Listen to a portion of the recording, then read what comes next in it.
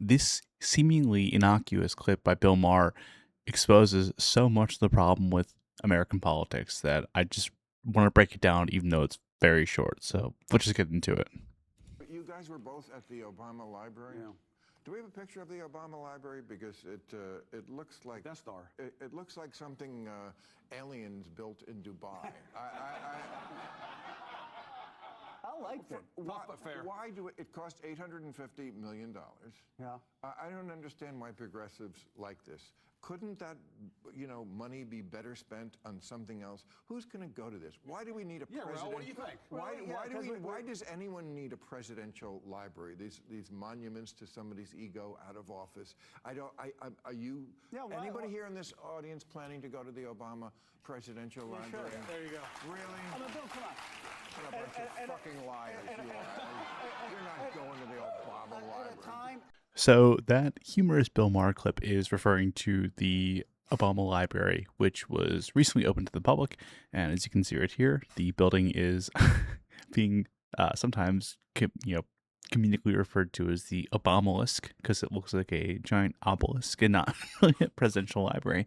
But I think there's a really interesting dynamic at play in that video where, someone like Bill Maher is playing the radical centrist, but very normal citizen, someone who's concerned with common sense pragmatism. He's common sense to his core, asking, why are we pouring, hundreds of millions of dollars into something like this? Who's even going to go to it?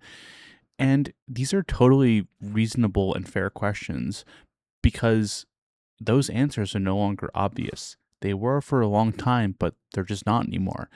The presidential library system goes back to Herbert Hoover, and every president since Herbert Hoover has had a actively maintained presidential library with a physical building and a lot of fanfare around it. You might ask, why do we do this? Why do we have this system in place? And the answer is more simple than you might realize. It's mythology. It's aesthetics. It's the fact that we are a young country that had a brutal civil war, a young country that in a lot of ways, feels constantly threatened, even though our borders are more secure than anywhere else on earth. We are a country with 50 states, right? Think about that. 50 states. We are larger than most, countries could ever imagine, with a great difference in diversity of people and diversity of geography, diversity of culture.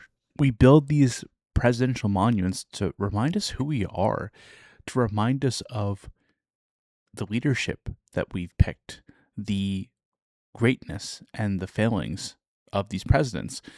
And the Obamalisk is nothing less than that. Look at this horrific structure.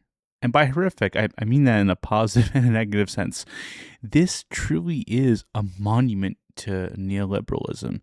It is a horrifying, architecturally denigrated building that inspires fear. It reminds you of the panopticon of danger, of modernity, of a lack of form, a lack of tradition, combined with this abhorrent and frustrating screed of the Obama era hope liberalism in this strange epitaph literally inscribed into the building.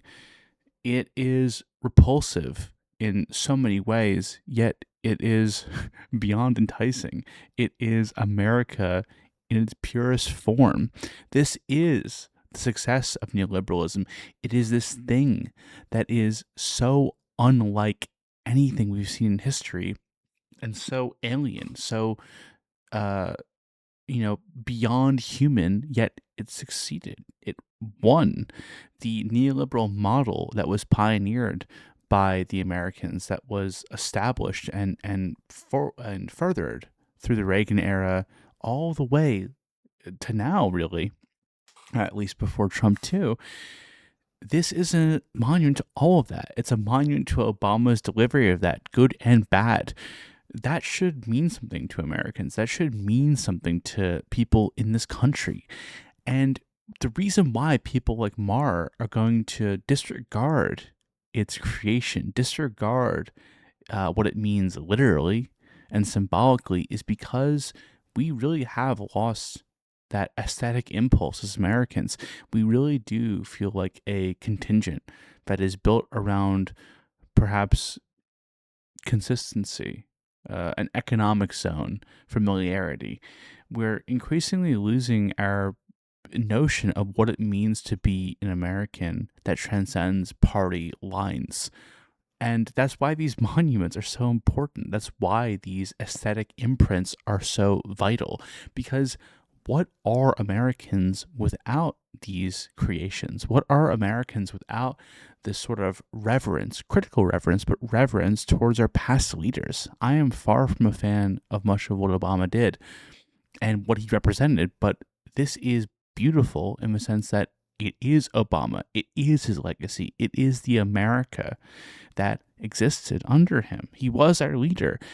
And to not have a place to honor that, to analyze that, to embrace that is anti-American. In fact, it's such an important element of just experiencing America, of knowing who we are. And what are we is that access, that surveillance state, that, the drone strikes, the development of Obamacare, the growth of the Big Tent Party in the Democratic Party under Obama. These are all things that actively make up our mythology, that actively make up what it means to be an American, not just in the literal sense of having, your citizenship papers, but the unifying message. When I think of Obama, I think of Skyrim. I think of Game of Thrones. I think of the millennial craft culture, not because Obama caused that, but because that's what happened. That's what was overseen by the administration. The political is combined with the cultural, and that should make you feel proud. It should make you feel patriotic. It should make you feel good in a critical sense. It doesn't mean you have to agree, but I think there's a shared understanding. And people like Maher detracting from that, this sort of innate cynicism, it's a product of the Trump years. It's a product of being aligned or feeling disconnected with America, because I think with Trump, we're finally at a point where we feel like we have a president, an executive branch in its entirety, that is not in line with American prosperity. For all of the critiques you could have of Obama, at no point do I think Obama is trying to negate our prosperity, to diminish what it means to be an American, to diminish why we're proud of this country and why we're proud of our legacy. It was a failure in a lot of respects. The foreign policy was a failure. I think the party building for the Democratic Party was not successful, but it was America. It was great in that respect, and there were successes to point towards, like Obamacare. So it's like a silly video, I think, to hyperfixate on this much, perhaps, but it just gets me thinking, where it's like, for a nation as rich as we are, well, it should be obvious that we remember our presidents, that we create monuments to them, that we create museums, that we try to personify the aesthetic representation of that lived experience that everyone has, to memorialize even that time that is now gone. That is the mark of greatness. That is the mark of civilization. To not have that, to deprioritize that, to talk about, well, couldn't that money be better spent, when in federal budget terms it's modest, it shows that Americans have lost touch with the aesthetic impulse of what it means to be an American. And that's going to be increasingly concerning, if not, outright catastrophic.